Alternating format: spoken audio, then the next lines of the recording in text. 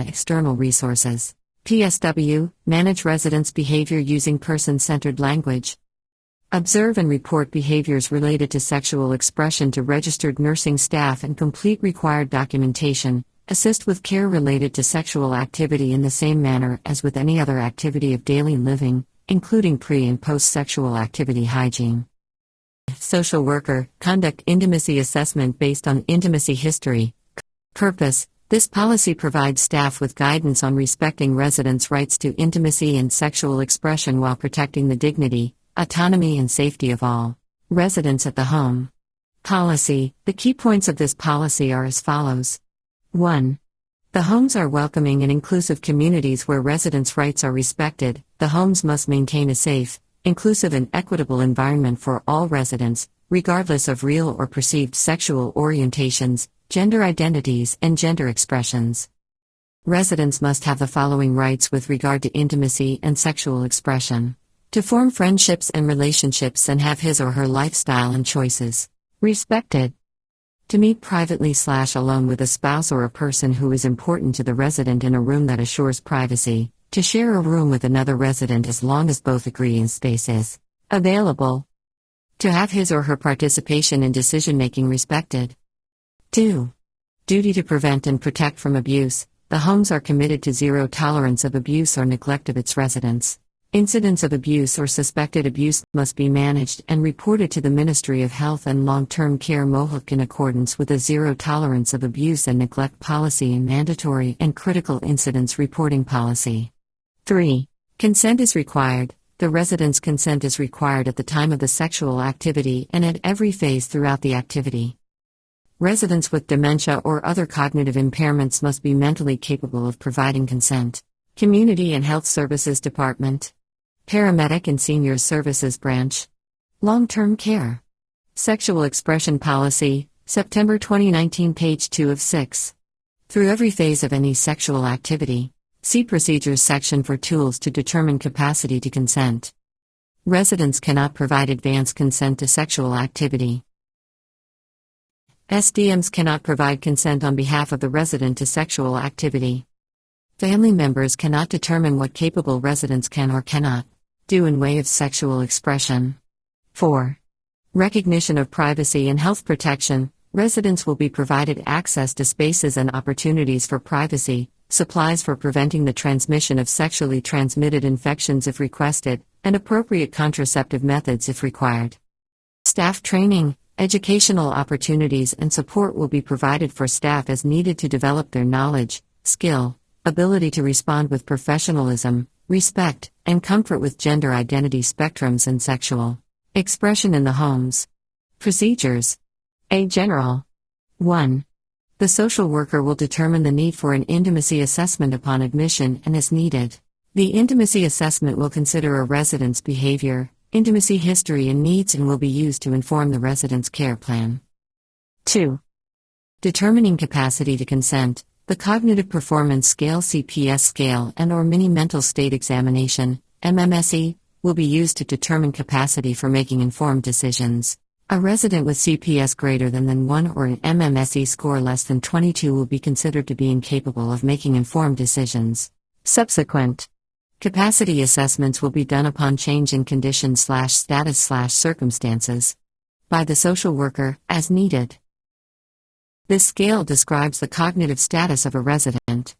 Validated against the MMSE and test for severe impairment, the chart illustrates how the RI-MDS 2.0 CPS scores relate to the MMSE scores.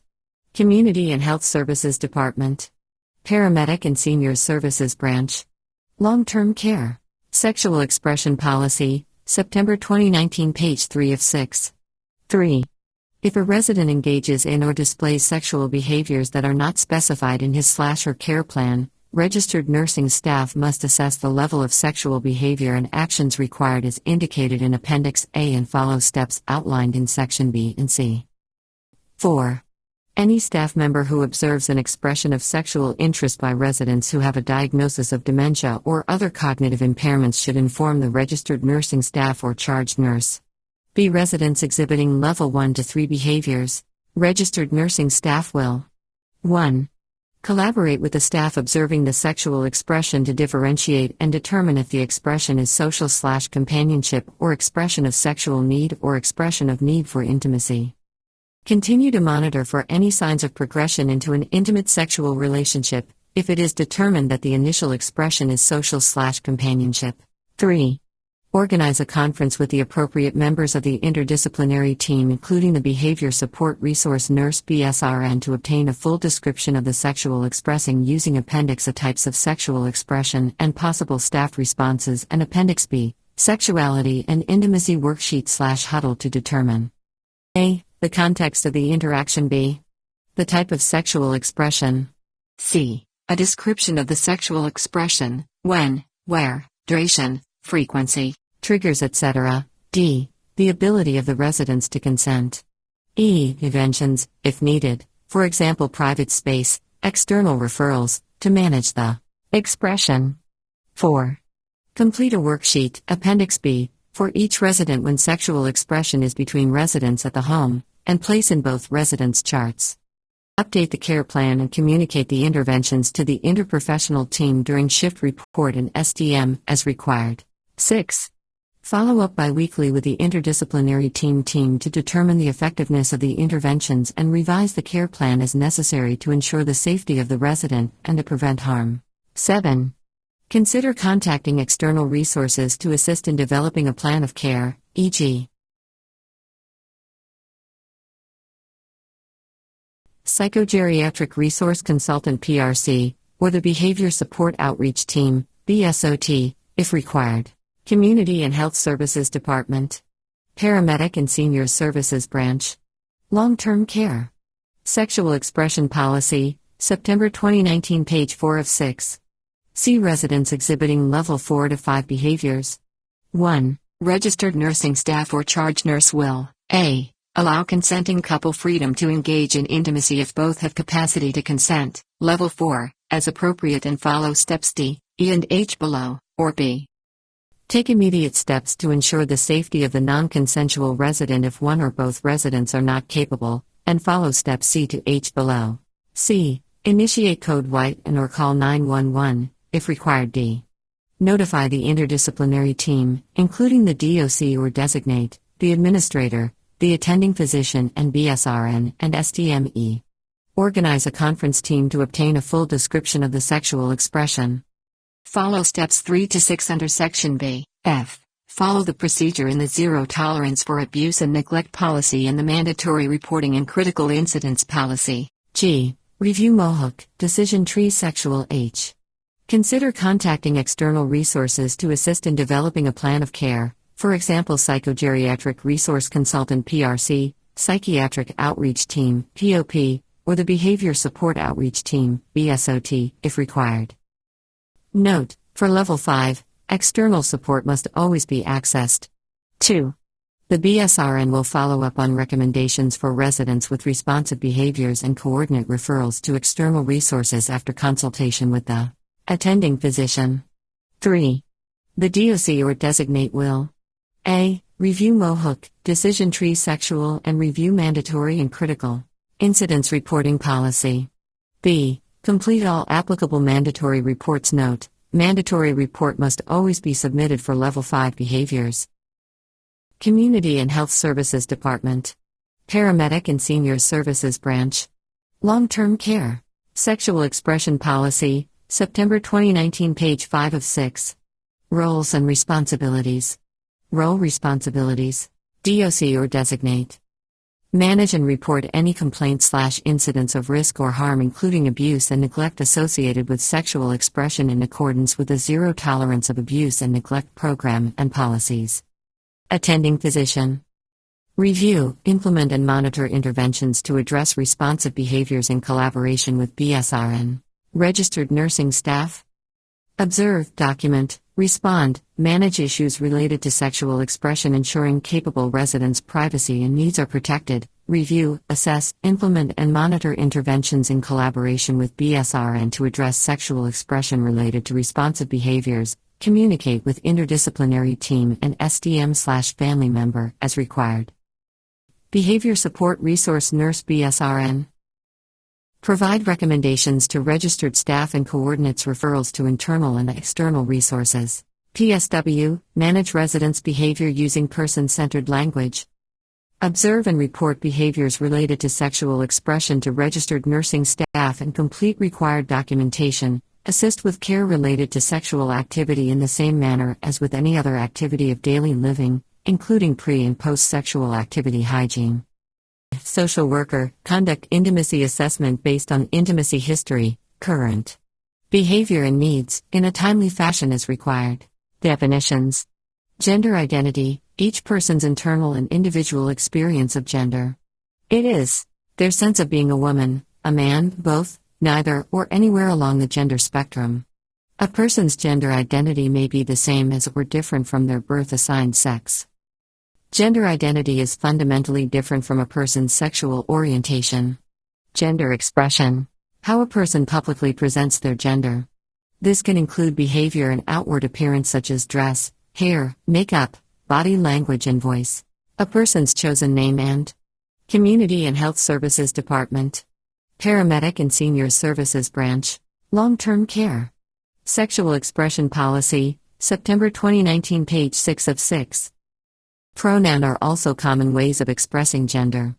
Sexual abuse, refer to Zero Tolerance of Abuse and Neglect Program and policies.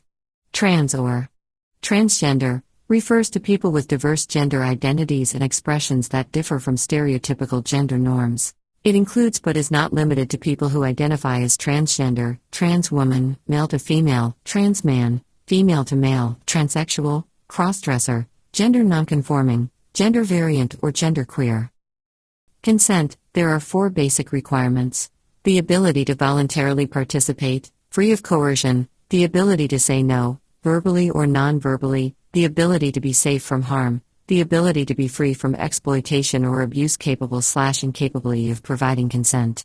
A person is incapable if unable to understand information that is relevant to making a decision concerning his or her own healthcare, nutrition, shelter, clothing, hygiene or safety, or is not able to appreciate the reasonable foreseeable consequences of a decision or a lack of decision.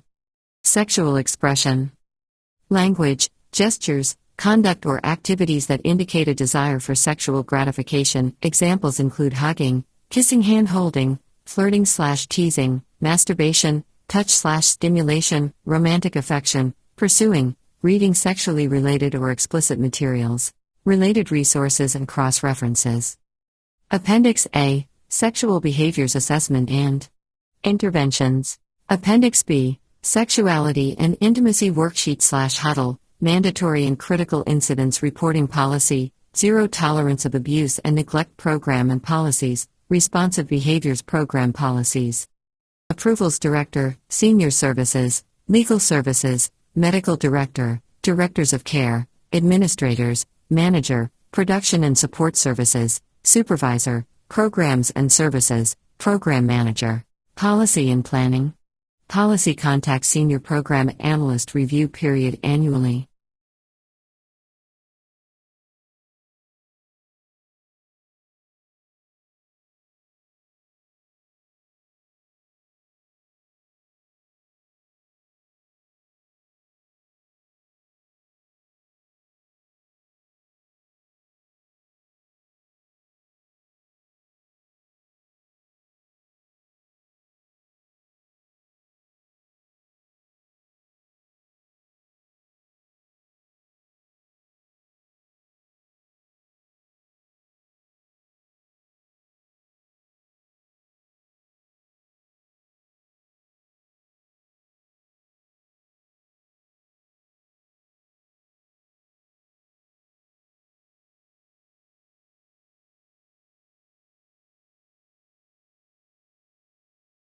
Community and Health Service. Purpose. This policy outlines the approach to delivering and requirements of providing palliative care. It provides staff with guidance on when to place a resident on the palliative care pathway and how to support the resident, SDM, spousal, family and friends in carrying out any advanced care plans. Definitions. End of life is identified through clinical signs of rapid deterioration and can refer to the last days and hours of life when a person is irreversibly dying. Expected death in the home. Palliative care. person-centered care that provides pain and symptomatic. YMP TOM management and addresses a person. Definitions. Purpose. This policy outlines the approach to delivering and requirements of providing palliative care. It provides staff with guidance on when to place a resident on the palliative care pathway and how to support the resident, SDMs, family and friends in carrying out any advanced care plans. Definitions. End of life is identified through clinical signs of rapid deterioration and can refer to the last days and hours of life when a person is irreversibly dying. Edith expected death in the home. Palliative care. Person-centered care that provides pain and symptom management and addresses a person's physical, psychological, spiritual, social, and practical needs as the person declines with disease progression or with age. It also involves end-of-life care when that time comes. Policy. The key requirements of this policy are as follows.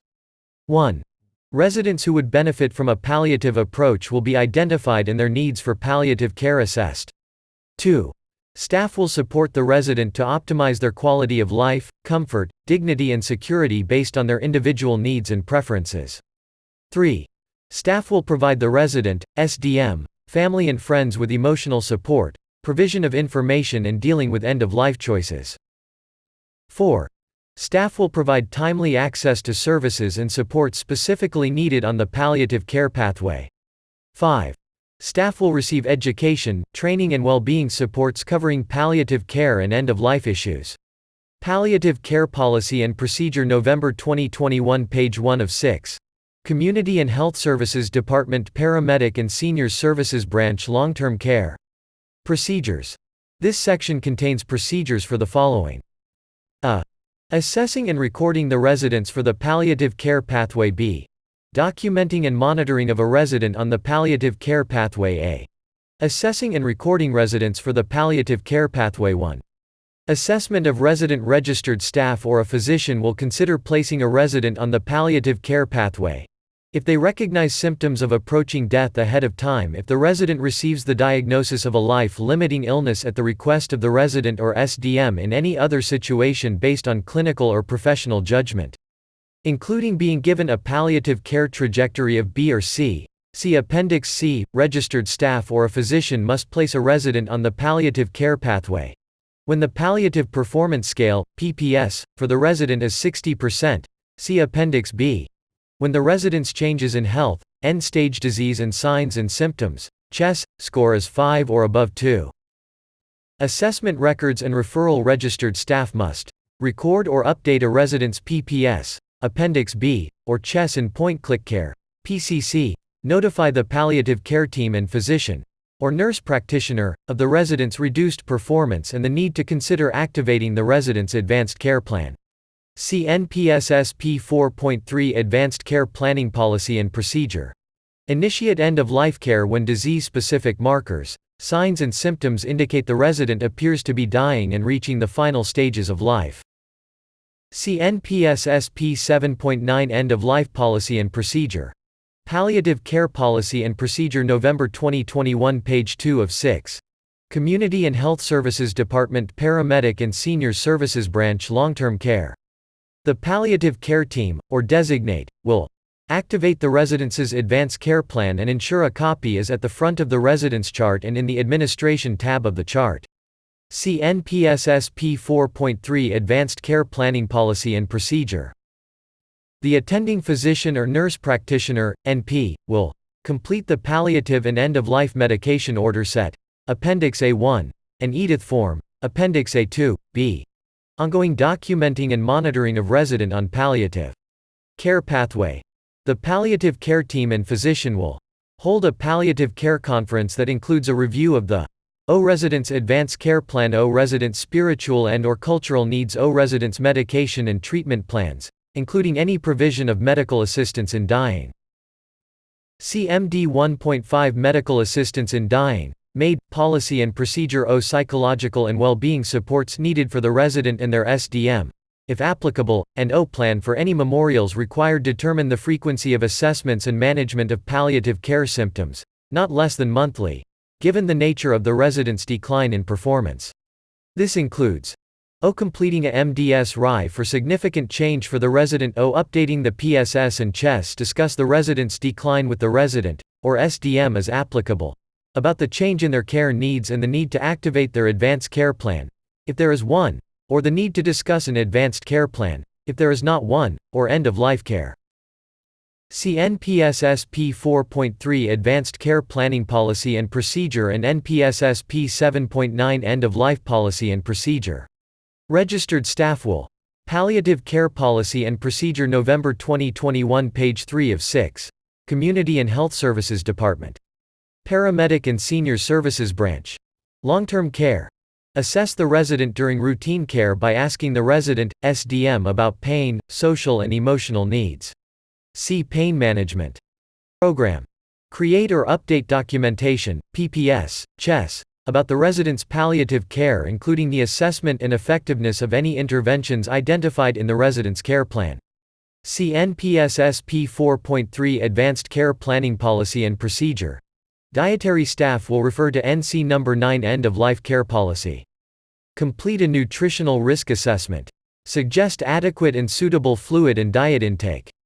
Promote favorite foods that can be managed based on the resident's condition. Set up the comfort cart and use checklist inside for replenishment. PSWs will provide palliative care to the resident and any end-of-life care needed. See NPSSP 7.9 End-of-Life Policy and Procedure. Assess the resident during routine care by asking the resident, SDM, about pain, social and emotional needs. Ensure the resident's care needs are documented in the progress notes. In point of care, POC, roles and responsibilities. Role responsibilities. LTC staff provide residents with the means to optimize their quality of life, comfort, dignity, and security based on their individual needs and preferences. Ensure residents' physicians are always informed about the resident's care, well-being in response to medication or treatment. Comply with the resident's advanced care plan, if there is one, palliative care team, or designate. Be responsible for activating, or establishing, a resident's advanced care plan. Be responsible for ensuring all assessment and documentation to support a resident's palliative care. Palliative Care Policy and Procedure November 2021 page 4 of 6. Community and Health Services Department. Paramedic and Senior Services Branch. Long-term care and end-of-life care needs are complete. LTC Management. Provide the education, training and well-being supports required to implement this policy. Physician, nurse practitioner. Optimize the well-being of the resident and prevent suffering. Ensure that the selection of medication is individualized to the person. Prescribe palliative care medication order and complete an expected death in the home, EDITH. Form social worker, or designate. Closing parenthesis. Coordinates palliative care conference provides psychological support. Dietitian, dietary staff. Be responsible for ensuring dietary and nutritional needs of a palliative care resident are met. Set up and maintain comfort chart. Authority Long-Term Care Homes Act, S.3, 1, S.8, S.76. Ontario Regulation 79/10, S. 29, S. 42, S. 227, 1. Healthcare Consent Act, 1996. Substitute Decisions Act, 1992. Accreditation Standards, CARF, 2. A.48. C. 11, 2. A.51 and 3. C.32.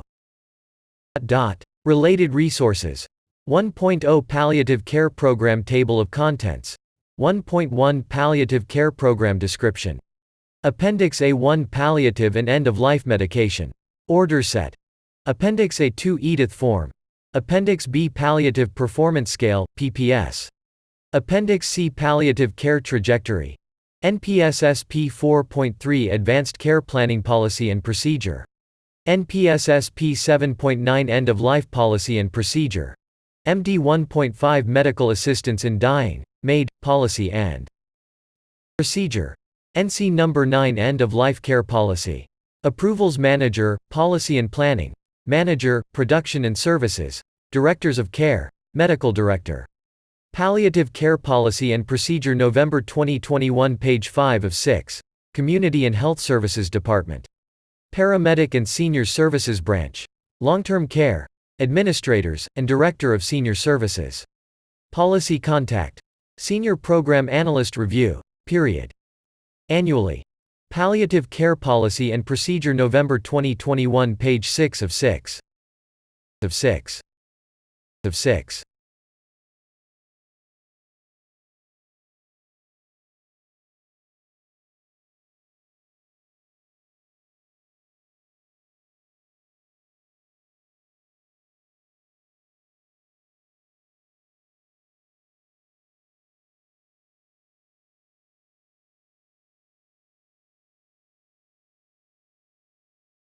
Community and Health Services Department. Paramedic and Seniors Services Branch. Long-term care. Work Self-isolation policy and procedures. Manual. Critical to operations. Staffing positions that are determined by York Region's Senior Services Management Team as essential for providing required clinical care, resident services and/or the safe operation of the home. Work self-isolation. Maintaining self-isolation measures outside of work for 14 days from their last exposure, for contacts with high-risk exposures, or 10 days from symptom onset, or 10 days from positive specimen collection date if consistently asymptomatic, for cases. High-risk exposure will be determined by the employee health unit, but examples may include 1. Anyone living in the same household as a COVID-19 positive person, while the positive COVID-19 case was not self-isolating and infectious. This may include members of an extended family, roommates, boarders, guests, or anyone who provided care for the case, e.g., bathing, toileting, dressing, feeding, etc. 2. Staff who have been advised by public health to self-isolate based on a positive case in their child's class and that their child is considered high risk. 3. Staff have had close and prolonged contact with a COVID-19 positive case without PPE. Work self-isolation policy and procedures November 2020 page 1 of 6. Community and Health Services Department Paramedic and Seniors Services Branch Long-Term Care Policy. The key points of this policy are as follows. 1. Staff with low-risk exposures can still work. Asymptomatic staff who have had a low-risk exposure to a COVID-19 case may continue to work in the homes while awaiting their test results. They must wear proper PPE, follow all required IPAC and screening protocols, and self-monitor for symptoms. 2. When self-isolation is required, asymptomatic staff who have either 1. Had a high-risk exposure to COVID-19 without appropriate PPE or 2. Tested positive for COVID-19, must self-isolate for 14 days and monitor for symptoms. 3. Exceptions will be made for staff who are critical to operations. Work self-isolation will be considered for asymptomatic staff identified in policy point number 2 if they are deemed critical for providing clinical care, resident services or the safe operation of the home. Note: Policy point number 3 is based on the Ministry of Health COVID-19 Quick Reference Public Health Guidance on Testing and Clearance.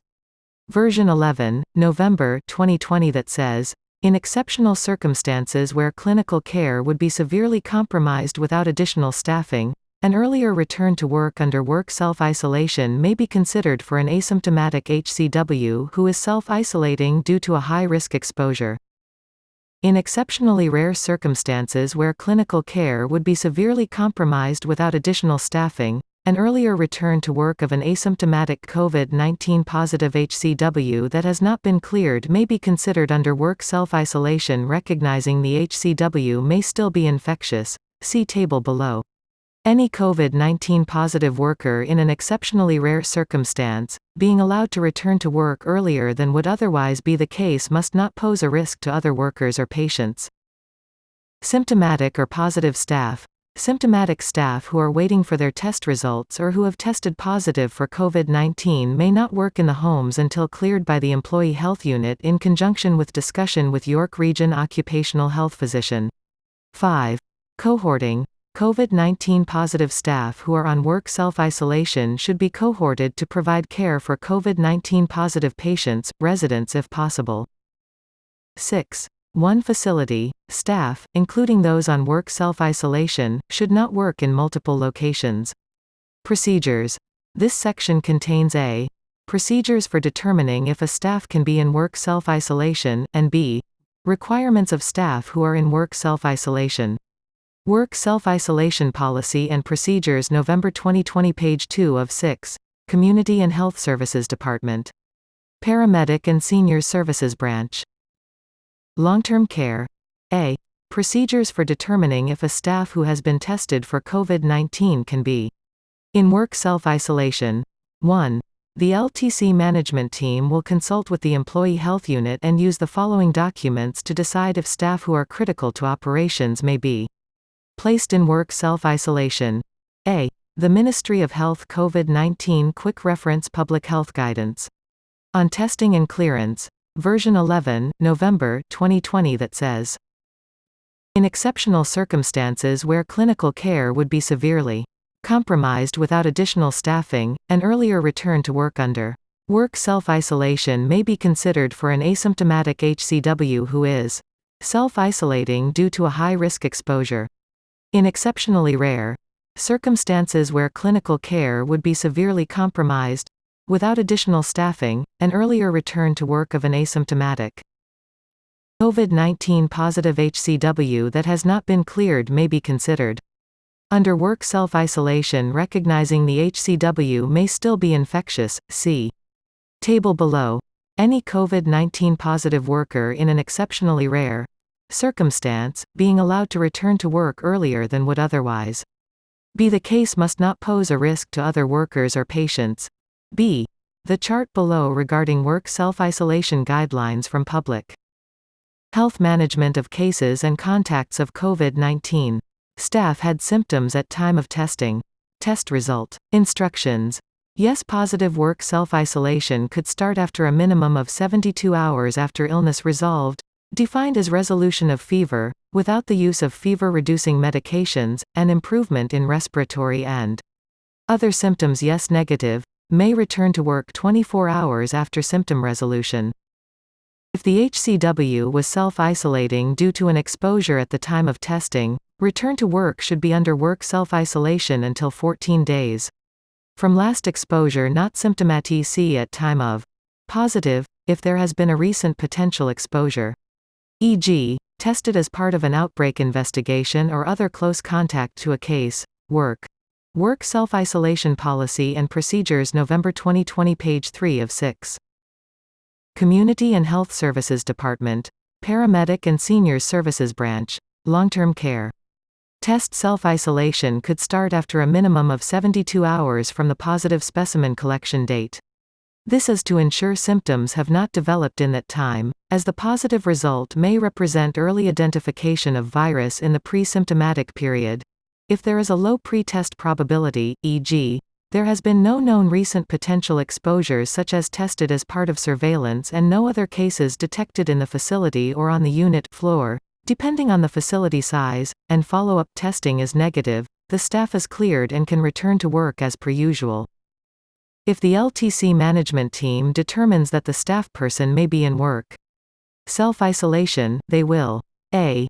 Notify public health they are considering work self-isolation. B. Notify the staff person in writing of this decision. B. Requirements of staff who are in work self-isolation. 1. Staff in work self-isolation must, during work, for the 14-day period, wear surgical, procedure mask and any additional PPE, based on routine practices and additional precautions, perform meticulous hand hygiene, and follow all other required IPAC and screening protocols. Maintain physical distancing, remain greater than 2 meters 6 ft from others except when providing direct care. Not pose a risk to other workers and residents. Self-monitor for symptoms of COVID-19, including taking your temperature twice per day to check for fever.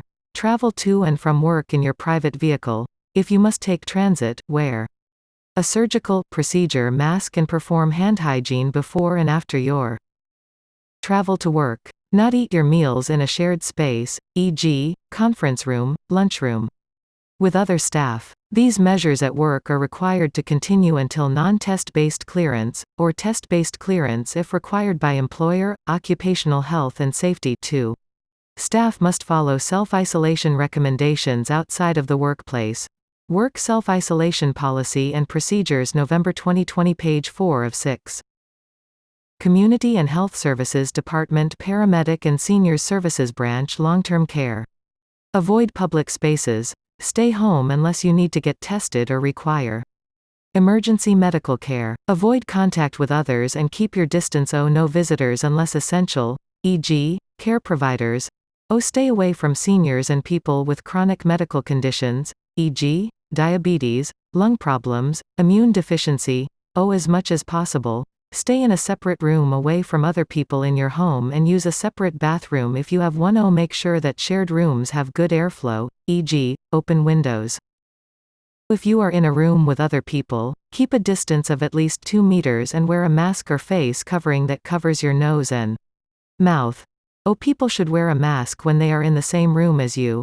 Note: if these steps are not possible, always keep a distance of at least 2 meters from others. Wash your hands often with soap and water. Dry your hands with a paper towel or with cloth towel that no one else will share. Use an alcohol-based hand sanitizer if soap and water are not available. Cover your coughs and sneezes. Cover your mouth and nose with a tissue when you cough or sneeze. Cough or sneeze into your upper sleeve or elbow, not your hand. Throw used tissues in a lined wastebasket, and wash your hands. Line the wastebasket with a plastic bag to make waste disposal safer. Clean your hands after emptying the wastebasket. Wear a mask over your nose and mouth. Wear a mask if you must leave your house to see a healthcare provider or to get tested for COVID-19. Wear a mask when you are within 2 meters of other people, or stay in a separate room. Have your family members self-monitor for symptoms. 3. If you develop COVID-19 symptoms while on work self-isolation, notify your immediate manager, supervisor. If you are at work, go home and self-isolate. Work Self-Isolation Policy and Procedures, November 2020, page 5 of 6. Community and Health Services Department. Paramedic and Seniors Services Branch. Long-Term Care. Notify the local public health unit and your healthcare professional. Roles and Responsibilities. Role Responsibilities: Employee Health Unit. Advise LTC staff on isolation requirements and work self-isolation protocols. Long-term care staff advise their supervisor of any exposure to or symptoms of COVID-19. Follow the requirements of this policy. Long-term care management team determine staff positions that are critical to operations. Advise staff if they must self-isolate or if they are eligible for work self-isolation. Advise public health if work self-isolation is being considered for a staff member.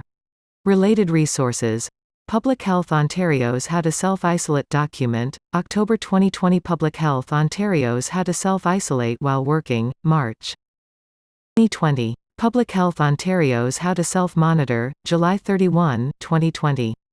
Approvals Program Manager, Policy and Planning, Employee Health Unit, Legal Services, Administrators, Director, Senior Services. Policy Contact Senior Program Analyst Review period annually. Work Self-Isolation Policy and Procedures, November 2020, page 6 of 6.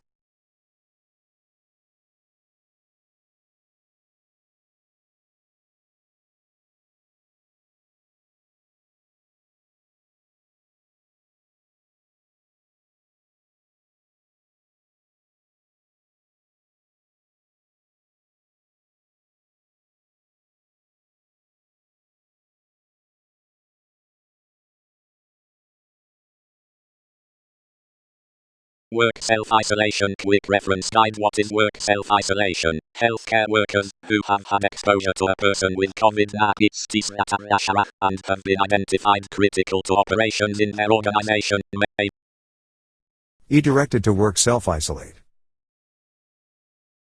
Work self-isolation quick reference guide. What is work self-isolation? Healthcare workers who have had exposure to a person with COVID-19 and have been identified critical to operations in their organization may be directed to work self-isolate. If you have been directed to work self-isolate, this quick reference guide will help you to know what is required. Requirements of work self-isolation staff outside of work. Staff must follow self-isolation recommendations outside of the workplace, avoid public spaces, stay home unless you need to get tested or require emergency medical care. Avoid contact with others and keep your distance. No visitors unless essential. For example, care providers, stay away from seniors and people with chronic medical conditions, for example, diabetes, lung problems, immune deficiency. As much as possible, stay in a separate room away from other people in your home and use a separate bathroom if you have one. Make sure that shared rooms have good airflow. For example, open windows. If you are in a room with other people, keep a distance of at least 2 meters and wear a mask or face covering that covers your nose and mouth. People should wear a mask when they are in the same room as you. Note, if these steps are not possible, always keep a distance of at least 2 meters from others.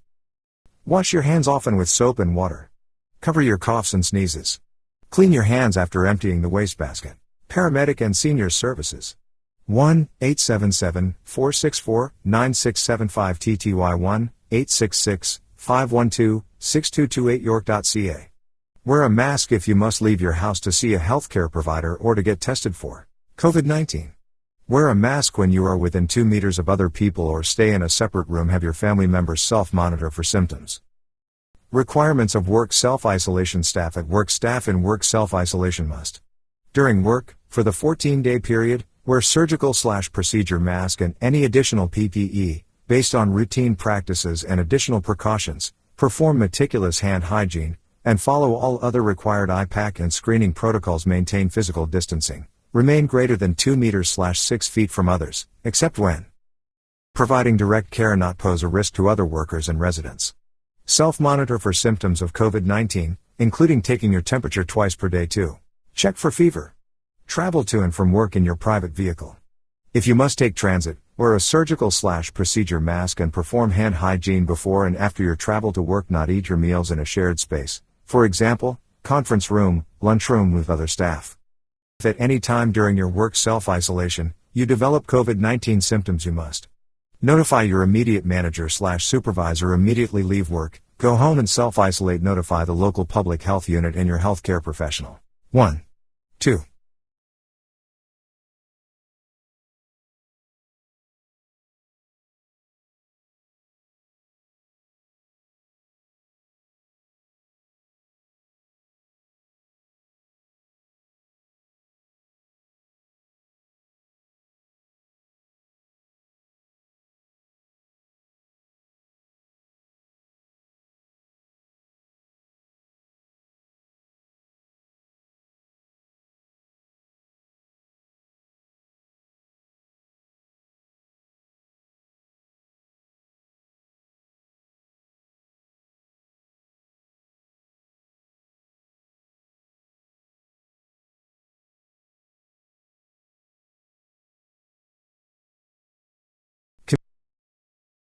Purpose: this policy provides guidance for all long-term care staff on the use of privately owned video surveillance devices in residents' rooms within the region's long-term care homes.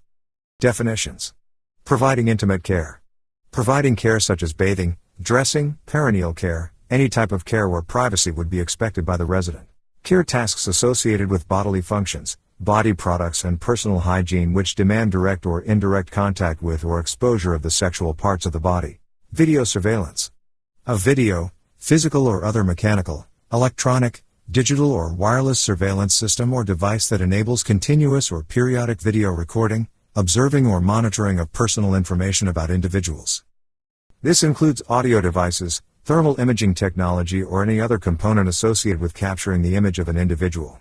For the purposes of this policy, this is video surveillance that is open to view, i.e., overt. Hidden video surveillance.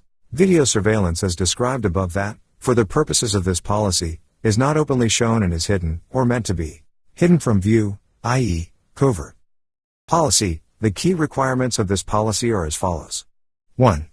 Every resident has the right to live in the homes with dignity, security, safety, and comfort. Video surveillance that is allowed by this policy will ensure that every resident's right to live in a home-like environment will prevail. This includes the right to have privacy in treatment and in care. Have personal health information be kept confidential. Video surveillance policy, October 2021 page. Consult with visitors in private, and meet privately with their spouse. 2. Video surveillance may be used under certain conditions. Video surveillance devices may be installed in resident rooms with OA legal agreement, Appendix B, signed by the resident or their substitute. Decision maker SDM and OA signed consent, Appendix D, signed by the resident's roommate or SDM, if applicable. The video surveillance device must be in plain view of anyone entering the room. The surveillance device must not record audio, the provision of personal/intimate care or treatment, or use the home's internet Wi-Fi. If a resident has a roommate, any video surveillance that is taking place in that room will not intrude on the roommate's privacy. 3. Hidden video surveillance is not allowed in the homes. At no time will any hidden video surveillance be authorized for use within the homes or on the premises by anyone. Any hidden video surveillance devices discovered in the homes will be confiscated immediately. Procedures. This section provides procedures for the following situations. A. An unauthorized video surveillance device is found in a resident's room. B. A resident or their SDM asks to have a video surveillance device placed in their room. A. An unauthorized video surveillance device is found in a resident's room. 1. Staff will notify the administrator, or designate, that a video surveillance device was found in the resident's room. 2. The administrator, or delegate, will do the following. A. Immediately remove the video surveillance device. If the device was hidden in the resident's room, the administrator will provide the resident with a notice of information and potential liability regarding hidden video surveillance letter. See Appendix A. This letter does not need to be sent if the device was found in plain view. B. Carry out an investigation to determine if any privacy breaches occurred. Video surveillance policy, October 2021, page 2 of 5. Community. The following.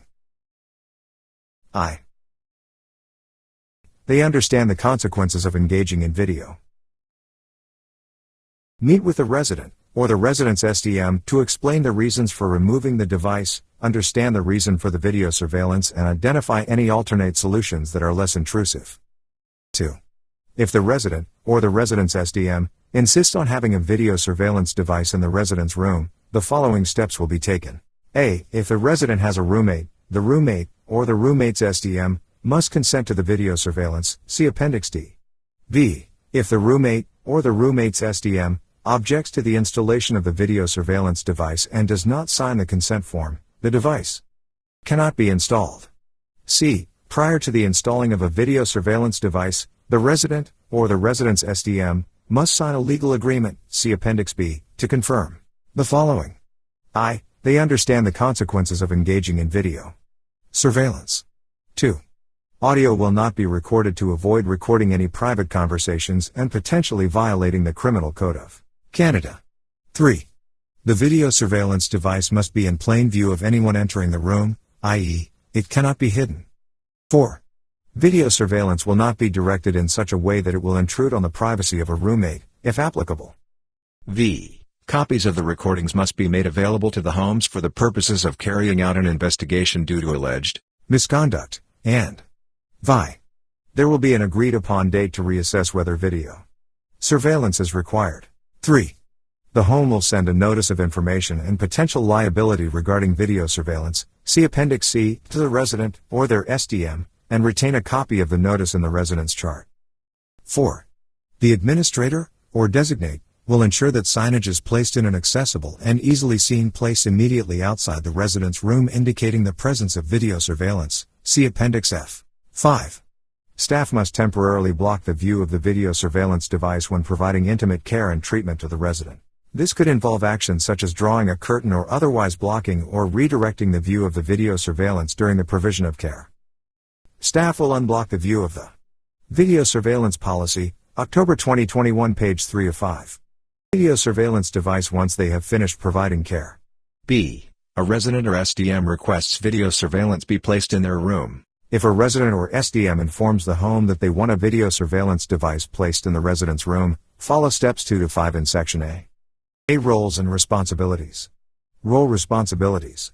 Administrator ensure staff are aware of and know about their duties under this policy. Carry out an investigation to determine if any privacy breaches occurred. Implement the procedures when it is determined that video surveillance is requested or is already taking place without the knowledge of the home. Ensure appropriate signage is located in common areas and outside resident rooms. All long-term care home staff Inform the administrator, or designate, when they receive a request from a resident, or their SDM, to install a video surveillance device or discover that a video surveillance has been installed without the knowledge of the home. Authority Long-Term Care Homes Act, S. 3, Criminal Code, S. 162, 184, Municipal Freedom of Information and Protection of Privacy Act, S. 31, Personal Health Information Protection and Privacy Act, S. 18. Related resources. Appendix A, Notice of Information and Potential Liability Regarding Video Surveillance. Appendix B, Legal Agreement. Appendix C, Notice of Information and Potential Liability Regarding Hidden Video Surveillance. Appendix D, Consent of Roommate. Appendix E, Questions and Answers. Appendix F, Camera Surveillance Sign. York Region Corporate Privacy Policy. York Region Personal Health Information Privacy Practices. Policy. Video Surveillance Policy, October 2021, page 4 of 5. Community and Health Services Department Paramedic and Senior. York Region Privacy Breach Checklist. York Region Guidelines for Handling Privacy Breaches. Approvals Manager, Policy and Planning, Legal, Human Resources, Directors of Care, Administrators, and Director, Senior Services. Policy Contact Senior Program Analyst Review Period annually. Video Surveillance Policy, October 2021, page 5 of 5. 5.